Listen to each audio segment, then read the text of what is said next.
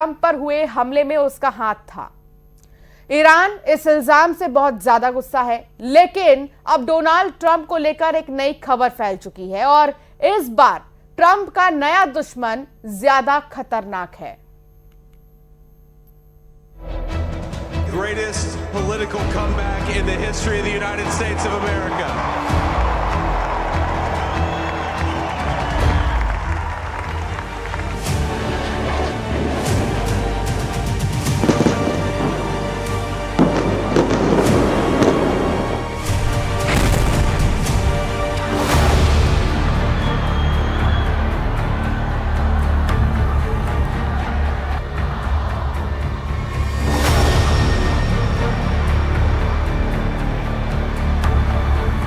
ایالات متحده آمریکا در مقابل اونچه که نسبت به ایران Donald Trump के राष्ट्रपति चुने जाते ही उनके दुश्मनों की गले में सांस अटकने लगी है।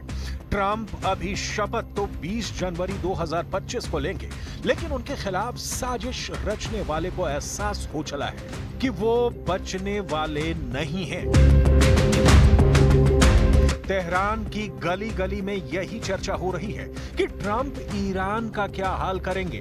अपने सियासी विरोधियों को भी जेल भेजने की धमकी देने वाले ट्रंप की हत्या की साजिश रचने में शामिल ईरान का नाम सामने आने के बाद देश में दुआओं का दौर शुरू हो गया है,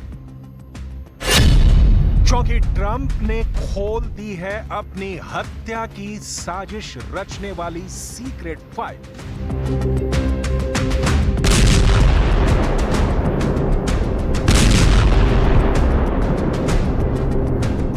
ईरान के प्रति ट्रंप की नीतियां 2016 में ही क्लियर हो गई थी कि वो इस देश के साथ कैसे डील करेंगे।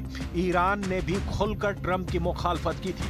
नतीजा हुआ कि ट्रंप ने ईरान के खिलाफ प्रतिबंधों का ऐसा हथौड़ा चलाया कि अली खामनेई अब तक खौल रहे हैं। इस बीच ट्रंप व्हाइट हाउस पहुंचने वाले हैं और इजरायल के साथ ईरान का तनाव इस वक्त चरम पर है।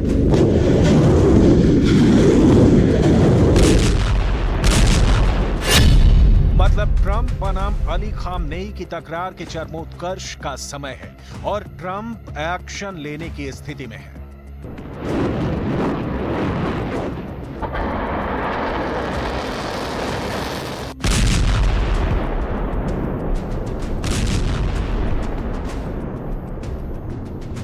एक्शन का बड़ा कारण भी मिल गया है कि ईरान ने ही ट्रंप की हत्या की साजिश रची।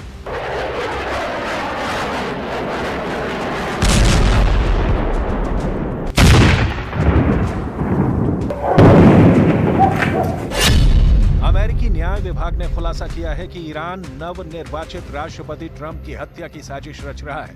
न्याय विभाग ने एक ईरानी व्यक्ति पर ट्रंप की हत्या की साजिश रचने के लिए आरोप तय किया है। आरोप के मुताबिक ईरान के Islamic revolutionary guard core IRGC के अधिकारियों ने इस व्यक्ति को ट्रंप की हत्या की साजिश रचने के लिए हायर किया था। उसे अमेरिकी राष्ट्रपति चुनाव से पहले ट्रंप की हत्या का काम सौंपा गया था।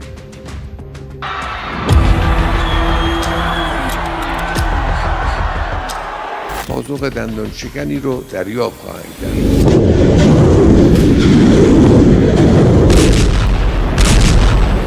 अली खामनेई को ट्रंप फूटी आंखों नहीं सुहाते। इसके कारण की तलाश करना कोई रॉकेट साइंस नहीं है, लिहाजा बहुत संक्षिप्त में पहले ट्रंप और ईरान के बीच की खूनी जंग वाली रिपोर्ट देख लीजिए।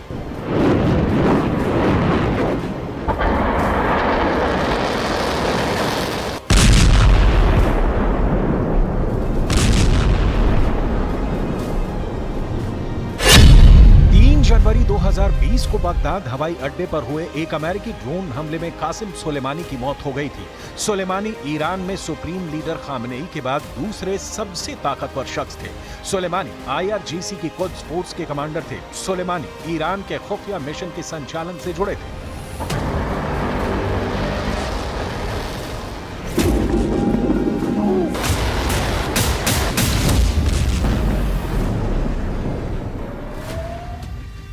सुलेमानी की मौत ने ईरान को झकझोर कर रख दिया था। उसी वक्त सुप्रीम लीडर अली खामनेई ने ट्रंप से बदले की कसम खाई थी, लेकिन 2020 के राष्ट्रपति चुनाव में ट्रंप हार गए और ईरान के बदले का जोश ठंडा पड़ गया। लेकिन दोनों के बीच दुश्मनी की जो लकीरें खींची वो भरी नहीं।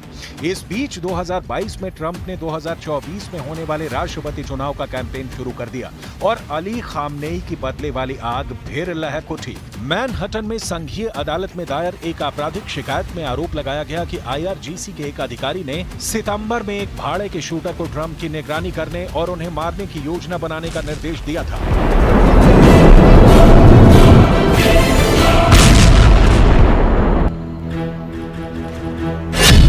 शिकायत के मुताबिक फरहाद शकेरी नाम के शख्स को ट्रंप की हत्या का जिम्मा सौंपा गया था, जो कि ईरान का सरकारी कर्मचारी था।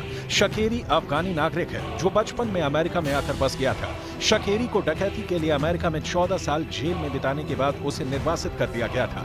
शकेरी ईरान में अब भाड़े पर हत्या की साजिश के लिए तेहरान द्वारा भर्ती किए गए बदमाशों का नेटवर्क चलाता है। ईरान रिवॉल्यूशनरी गार्ड ने पिछले सितंबर में शकेरी को ऑर्डर दिया था कि वो 7 दिनों के भीतर ट्रंप की निगरानी करने और उन्हें मारने की योजना बनाए। इसके लिए उसे मोटी रकम देने की पेशकश की गई थी।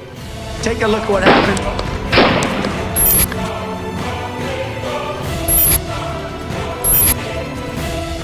शकेरी 7 दिनों की समय सीमा में कोई योजना बनाने में असमर्थ था। इसके बाद उसने IRGC के अधिकारियों से समय सीमा को राष्ट्रपति चुनाव के बाद आगे बढ़ने का इंतजार करने का आग्रह किया था। फरहाद शकेरी का मानना था कि ट्रंप राष्ट्रपति चुनाव में हार जाएंगे। शकेरी के अलावा जिन 2 लोगों पर आरोप तय किए गए हैं उनके नाम हैं कार्लिसल रिवेरा और जोनाथन लोडहॉल। ये दोनों अमेरिकी नागरिक हैं। दोनों को न्यूयॉर्क में गिरफ्तार किया गया था। अमेरिकी सरकार ने बार बार चिंता जताई है कि ईरान 2020 के ड्रोन हमलों में कासिम सुलेमानी की मौत का बदला लेने की कोशिश कर सकता है। इस हमले का आदेश ट्रंप ने राष्ट्रपति रहते हुए दिया था। इसके कारण ईरान द्वारा ट्रंप या उनके पूर्व सलाहकारों को मारने की कोशिश का अंदेशा था। Take a look what happened.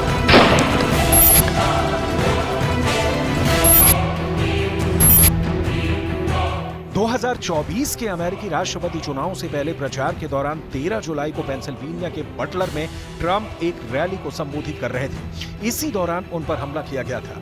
हालांकि गोली उनके कान को छूकर निकल गई थी और इस हमले में वो बाल बच गए थे। इसके बाद सितंबर 2024 में उन पर दूसरी बार हमला हुआ था। ट्रंप 16 सितंबर की दोपहर गोल्फ खेल रहे थे, तभी गोलियों की आवाजें आने लगी। आवाज सुनते ही सुरक्षा कर्मियों ने ट्रंप को सुरक्षित स्थान पर पहुंचाया। गोलीबारी के बाद पुलिस ने 58 वर्षीय रियान वेल्से राउत को हिरासत में लिया था। चुनाव कैंपेन में अपने ऊपर हुए हमले में बचने के पीछे ट्रंप ने बताया कि वो अपने विरोधियों को कुचल देने के लिए जिंदा बच गए हैं। अमेरिका की जांच एजेंसियों ने उसी वक्त हत्या की साजिश में ईरान का हाथ होने का अंदेशा जताते हुए जांच शुरू कर दी थी और अब आरोप भी तय कर दिए गए हैं। जाहिर है तेहरान में हलचल तेज है कि ट्रंप अब ईरान की क्या गत बने।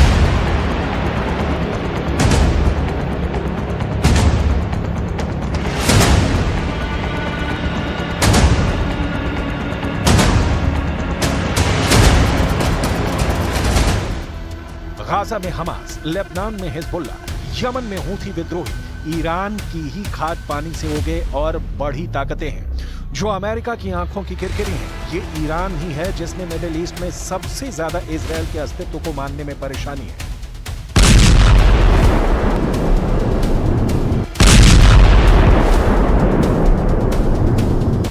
ये ईरान ही है जिसने पहले अप्रैल में, उसके बाद अक्टूबर में इजराइल पर इसलिए हमला किया क्योंकि हमास और हिजबुल्ला के नेताओं को इजराइल ने मिट्टी में मिला दिया।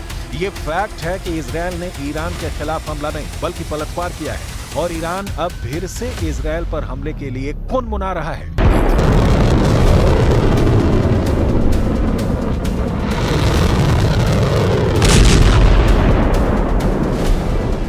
लेकिन पिछले 2 हमलों के बाद अमेरिका में सरकार बदलने जा रही है और राष्ट्रपति बाइडेन की तरह ट्रंप ईरान को किसी तरह की ढील नहीं देने वाले हैं। तय कर दिया है कि ट्रंप की हत्या की साजिश ईरान ही रच रहा है।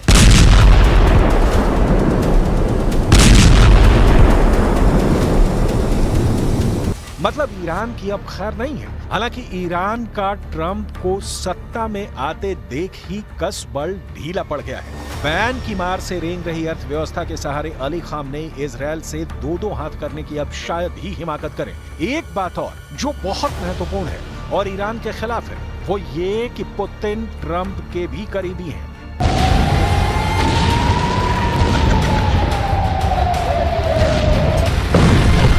कहीं ट्रंप और पुतिन की ये डील होती है कि ट्रंप यूक्रेन के खिलाफ पुतिन का साथ देने के लिए तैयार है, तो ईरान के लिए पुतिन की जो सहानुभूति उमड़ी है वो पल भर में हवा हो जाएगी। ट्रंप ये ऐलान कर चुके हैं कि वो चाहे तो रूस यूक्रेन युद्ध बंद करा दें और ईरान इजरायल के बीच के तनाव को मिटा दें। देखने वाली बात यह है कि अमेरिका में सरकार रिपब्लिकन हो या डेमोक्रेट की, जियोपॉलिटिकल डिमांड ये है कि अमेरिका को इजरायल के साथ खड़ा होना ही होगा। और अब नवनिर्वाचित राष्ट्रपति के पास बहाना भी है कि वो ईरान जो उनकी मौत की साजिश रचता है, उसके खिलाफ हमले में इजरायल का साथ क्यों नहीं दिया जाए। तो अली खामनेई के अटैक वाली सरकार के अंत का काउंटडाउन शुरू हुआ समझ लीजिए, क्योंकि अब अमेरिका में ट्रंप का राज है। बुलेटिन में फिलहाल इतना ही। आप बने